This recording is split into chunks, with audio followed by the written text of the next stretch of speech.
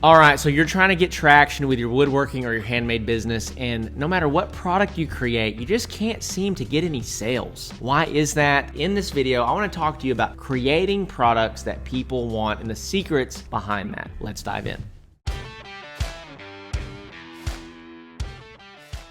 All right, well, welcome back. Welcome back to the channel. Welcome back to the podcast. So grateful for you. If you're watching this on YouTube and you have not yet went and found the Handmade Business Secrets podcast, make sure you do that. You can find that on Apple Podcasts or Spotify or anywhere else where you listen to podcasts. So in today's video, I want to talk to you about the secret to creating products that people really want. Now, if you're trying to start a woodworking or a handmade business, finding product market fit, which is finding products that people want, truly is one of the most difficult parts. But once you get this figured out, everything else can actually accelerate and grow really rapidly as a result of having figured this out. So it's so important that we really understand how to find products or create products that people want. I'm going to speak specifically to the woodworker for just a moment, and then we'll come back to the handmade business owner. For the woodworker, one of the things that I find most woodworkers just don't have any concept of interior design. They don't have any concept of layout, how rooms should look. Okay, so when you look at a cluttered, nasty, dirty room, or you look at a room that was done by a professional interior designer in a $5 million home, there's stark differences between the two, right? Well, everybody wants the room in the $5 million home. They just don't know how to bring it to fruition. So if you can find ways to create products that look like they belong in that room, or create products that look like they belong in that beautiful country farmhouse, if you can figure out how to create products that look like they fit inside of those, then you can sell those to just about everybody because everybody wants those things. The same thing for those of you that are handmade business owners. When we talk about creating products that people want, what is trendy? What is in style? And what is a stereotype? There's a couple guys I really get a kick out of on YouTube that I think are super funny. Trey Kennedy's one of them. John Christ is one of them. There are several guys that they just create comedy videos all around stereotypes and trends. There's all these products and these pieces of clothing and these shoes and these cups of coffee and all these things that they make fun of, like girls when it turns fall, right? Like pumpkin spice lattes, tall boots, and scarves and all the things, right? Those are stereotypes because all the people buy those things, right? If you can just tap into where there already is demand, then you can create products that people want to buy. Listen, I see too many people, what they do is they build what they want to build, then they get mad because there's no demand for what they want to build. Well, it's like, quit building what you want to build and build what people want. Go look and study and see what people are buying. And this is so easy to do, guys. Listen, you can go to an Etsy shop and see how many sales they have, what kind of products that they're selling. If they are selling a ton of products with a certain type of line of products, they're probably pretty successful. They probably know how to sell those things. And so you just need to take a page out of their book. When it comes to furniture, when it comes to design, when it comes to handmade businesses, there's not a whole lot of reinventing the wheel here. Now, if you can reinvent the wheel in some way, you're going to crush it. But I think too many people get stuck trying to do that as opposed to finding what is actually selling, where there actually is demand, and creating products around those things. One of the most important things that you need to do is you need to give people a vision of what their dream house would look like, or what their dream outfit would look like. Whatever it is that you're selling, you need to give them a vision through what you create of what their dream might be. Too many people are taking pictures of stuff in their dirty, cluttered up rooms, right? If you're a handmade business owner and you're selling earrings, or you're selling jewelry, or you're selling candles, or you're selling, make it beautiful. Set it up, put it on models, put it somewhere that you're showing it in its best light. Right now, as you're watching this video, you probably know, if you're a handmade business owner or a woodworking business owner, where you are lacking in that regard. And you just need to focus and make sure that you are crossing your T's, dotting your I's when it comes to presenting your product in the best light. The last thing I just want to say on this, and we already kind of covered it, but trends and stereotypes are that way for a reason. So instead of balking at trends and stereotypes, you should jump on that train and ride it as far as you can. Now, you don't want to build a business that's only based on a certain trend like a fidget spinner. You want to find, like, fashion is something that will always be there. Fashion has been there for thousands of years, and as trends change, your business can change. People have needed furniture for thousands of years, right? So as trends change, our business model can flex and adapt, but you need to find what is already working and hop on that train. So with that being said, we're gonna keep this episode a little bit shorter. If you are needing help with product market fit, trying to get somewhere with your handmade or your woodworking business, listen, you've got to check out the Handmade Hero Academy. You can start for just $47 a month, and you can start actually finding product market fit. And we've got some strategies in there to show you exactly how to do that. So with that being said, love you guys. Make sure you like and subscribe, and I'll see you in the next one.